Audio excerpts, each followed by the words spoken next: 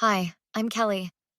5 years ago, I was 13 when my parents dropped me off at New Hope Youth Shelter with two garbage bags of clothes and a promise they'd be back soon. They never returned. Today, standing outside the courthouse with my Aunt Sophia, I'm finally ready to tell my story. Are you sure you want to go through with this? Aunt Sophia asked, her hand on my shoulder.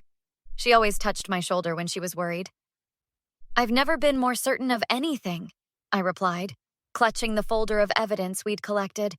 They told everyone I ran away, Sophia. They erased me so they could start fresh. I still can't believe my own brother would. Well, he did. And so did Karen, I said, interrupting. They decided having a teenager was too much work. My phone buzzed. Another message from my mother. Is that them again? Eric asked, joining us outside the courthouse. Eric had been my best friend since 4th grade, before my world imploded. Third time this morning, I sighed, showing him the screen. Kelly, please talk to us. We made a terrible mistake. We want to make things right. Love, Mom, Eric snorted. Love, Mom? After 5 years of nothing? They only reached out after they found out I'm filing charges, I explained to Miss Rivera, my social worker, as she approached with her familiar brisk walk. That timing isn't coincidental, Miss Rivera said, adjusting her glasses. Your 18th birthday makes you legally able to pursue this case independently. Suddenly they're interested in reconciliation. Did you know, I said, staring at the courthouse doors, that when Mr. Daniels at the shelter called them after 2 weeks, they said they were just teaching me a lesson? That I could come home when I learned to be grateful? Sophia's jaw tightened. You never told me that part. There's a lot I haven't told you, I admitted. Like how they changed their phone numbers, how Dad blocked me on social media, how Mom told her friends I was at a special boarding school. Why didn't you tell me everything? Sophia asked, hurt evident in her voice. Because you were already doing so much, I replied, my voice softening. Taking me in, fighting for guardianship, dealing with your own divorce. I didn't want to dump more on you.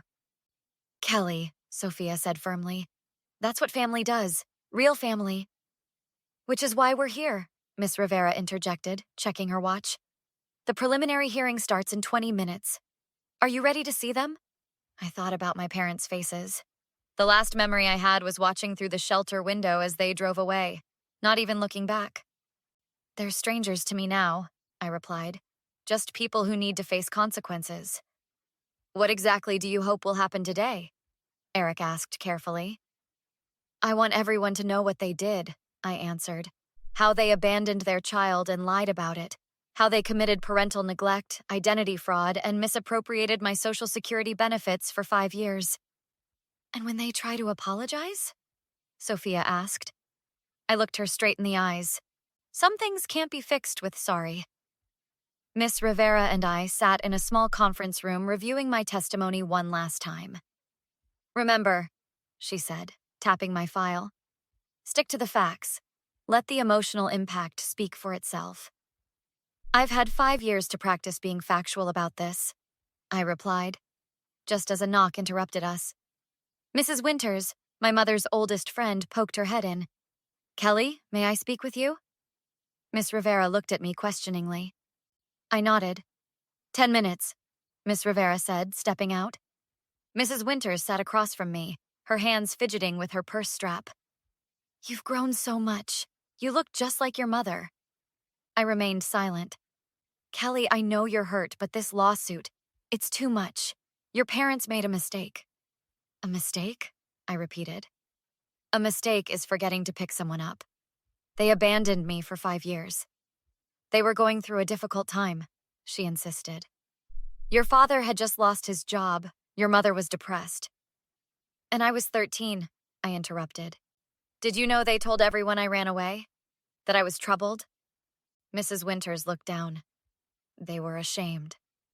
They should be, I said flatly. But were you ashamed too? Is that why you never checked on me? I didn't know what to believe, she stammered. Karen was my friend for 20 years. And I was just a kid, so I didn't matter, I concluded.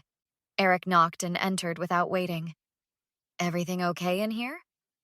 Mrs. Winters was just explaining how abandoning a child is understandable if you're having a rough time, I said. Eric's usually friendly face hardened. I have something you should see, Mrs. Winters. He placed his phone on the table. These are texts from your daughter Amber from 5 years ago. Mrs. Winters frowned, reading the messages. Mom, something's weird. Kelly's parents are selling all her stuff. They told me she ran away, but Kelly would never leave without telling me. I'm worried. They emptied her room completely. Dad says we shouldn't get involved. I just drove by their house. They're putting up a for sale sign. Amber tried to tell you, Eric said quietly. But you chose to believe what was convenient. Mrs. Winters' face crumpled. I didn't want to think they could do something so terrible. Well, they did, I stated. And they also collected my Social Security survivor benefits from my grandparents until last year. That's fraud. As Mrs. Winters left, Aunt Sophia and Miss Rivera returned with another woman. Kelly, this is Miss Chen, the prosecutor. Sophia introduced us. She has news about your parents. They're requesting a private meeting before the hearing, Miss Chen explained. They want to settle. Absolutely not, I replied immediately. Kelly, Sophia said carefully. Maybe hear them out first. If they're willing to admit everything. No, I said firmly. I want this on public record. I want them to face a judge, not hide behind a settlement. Miss Rivera nodded approvingly. It's entirely your decision. What are you hoping to gain? Miss Chen asked. Justice, I answered simply, and to make sure they can never pretend it didn't happen. The courtroom doors opened, and there they were. My parents looked older, of course, but still recognizable. Mom had dyed her hair darker. Dad had lost weight.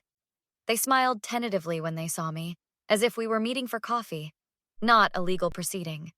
The judge allowed a brief meeting in a private room before the formal hearing began. My lawyer accompanied me. Kelly, my mother breathed, reaching for my hand across the table. I pulled back. You've grown so beautiful. What do you want? I asked coldly. To apologize, my father said. We made the worst mistake of our lives. A mistake implies a momentary lapse in judgment, I replied. You had 5 years to correct it. My mother's eyes filled with tears. We were drowning, Kelly. The debt, the foreclosure warning, your behavioral issues. My what? I interrupted sharply. You were so difficult then, she continued. Always arguing, slamming doors. I was 13, I exclaimed. Going through puberty and watching my parents fight constantly? We just needed a break, my father insisted. We were planning to come back for you. After 2 weeks? 2 months? 5 years? I challenged. The shelter called you repeatedly. You told them I could stay until I learned my lesson. They exchanged glances. We were wrong, Dad admitted. We got caught in a lie that grew bigger. We told people you ran away, then that you were at boarding school. Then we moved and just started over. While collecting my Social Security benefits, I added. We needed the money, my mother said defensively. We were going to pay it back. When exactly? I demanded. When you suddenly remembered you had a daughter? Kelly, my father leaned forward. We're different people now. We've changed. We have a good life we want you to be part of. A good life, I repeated, without your troublesome daughter. Please, my mother begged. Drop this lawsuit. Come home. Let us make it up to you. Home? I laughed bitterly. I have a home with people who actually wanted me.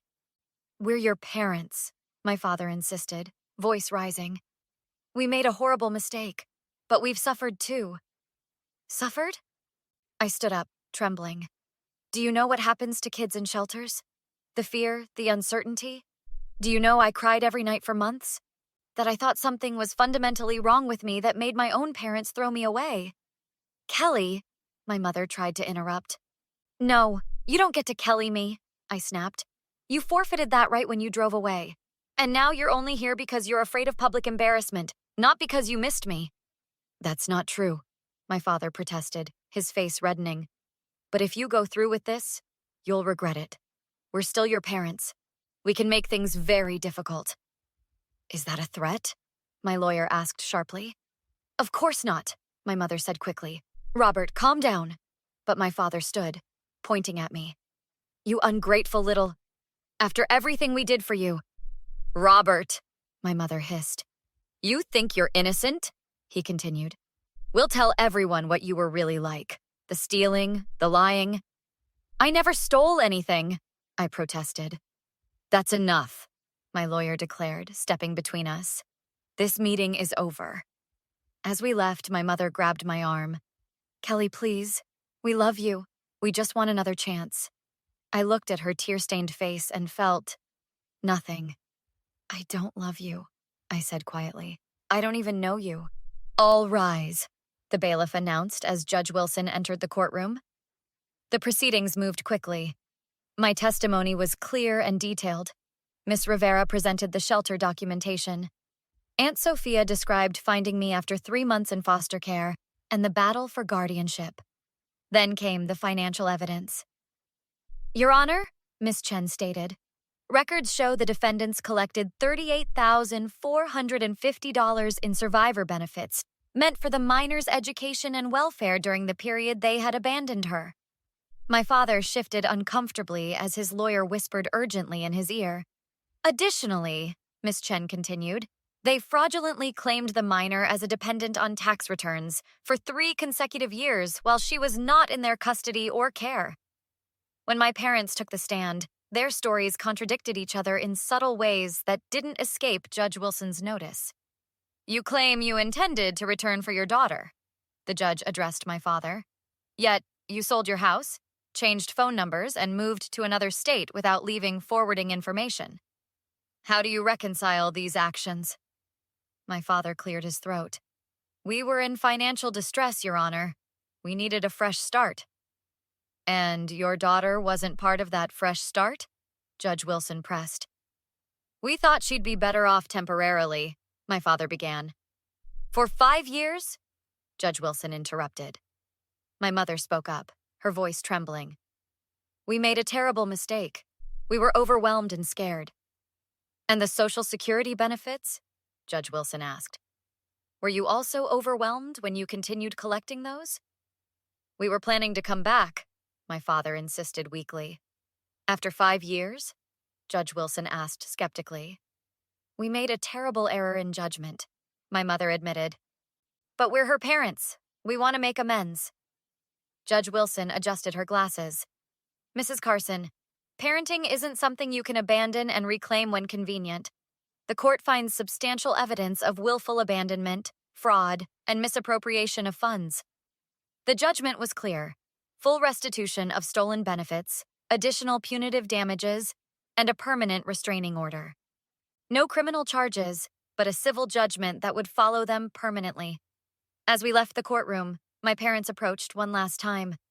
"Kelly," my mother pleaded, "the money doesn't matter. We just want you back in our lives."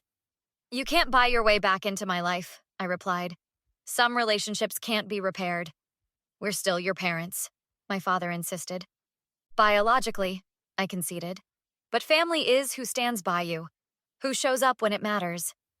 I nodded toward Aunt Sophia, Eric, and Miss Rivera, waiting by the doors. "That's my family now." "You'll regret this," my father warned. "Someday you'll need us." "I needed you when I was 13, I replied simply. "I don't need you now." Outside, Eric squeezed my hand. "You okay?" "Better than okay," I admitted. For years, I was afraid of seeing them again. Afraid I might weaken, might believe their excuses. "But you didn't," Sophia noted proudly. "Because I finally understood something," I explained. "This wasn't about revenge. It was about truth. About making sure they couldn't rewrite history." Miss Rivera nodded. "Accountability matters, not just for punishment, but for your healing." Later that evening, Sophia and I sat on her porch swing, watching the sunset. "What happens now?" she asked. "College in the fall," I replied. "The restitution money will help with that, and I'm thinking of volunteering at New Hope." "The shelter?" Sophia seemed surprised. I nodded. To talk to kids who think they've been forgotten, to tell them they can survive it. You did more than survive, Sophia remarked. You thrived. Not right away, I admitted. Remember those first few months? I hardly spoke. I remember, Sophia said softly. I used to sit outside your door at night and listen to make sure you were breathing. You never told me that, I said, surprised. I was terrified, Sophia confessed.